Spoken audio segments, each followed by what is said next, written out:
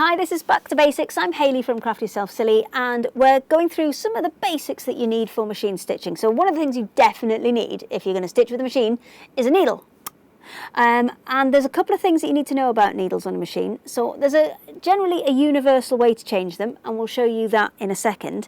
But one of the things I do need to tell people is if your machine needle is blunt, your machine will not sew properly, and it will do terrible things. It will look like it's skipping stitches. It may not sew at all.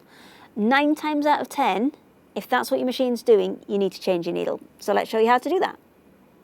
You might need to change your needle for a number of different reasons. That could be because it's blunt, it could be because you've snapped it. So it's dead easy to do. Most of them have got this kind of turnkey option or little kind of screw thread there. Now, sometimes you'll need a screwdriver with it. Now, most machines come with one. Sometimes they're not obviously a screwdriver and there's something like this here. You just need to loosen that off, and then you should be able to turn it by hand, and the needle will drop out.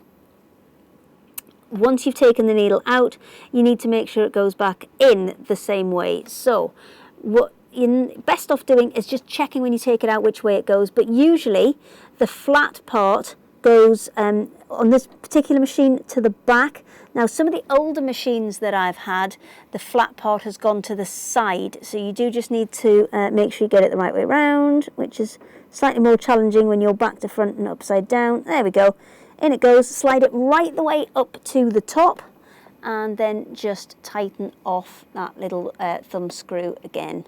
And if you want to make sure it's super tight, you can get your little screwdriver and just give it another little half a turn to make sure it's in there.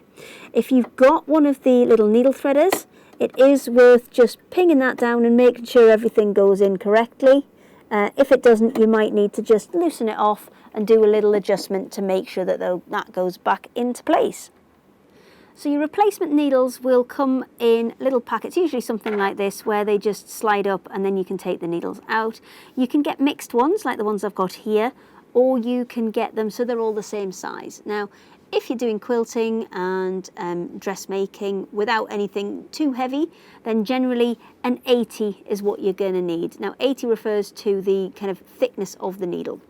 So 70 that we've got on there, that's a little bit finer. So looking at your finer fabrics, so things like your cotton lawn, anything that maybe is an organza, something quite fine and floaty would be perfect for that. So georgettes and things.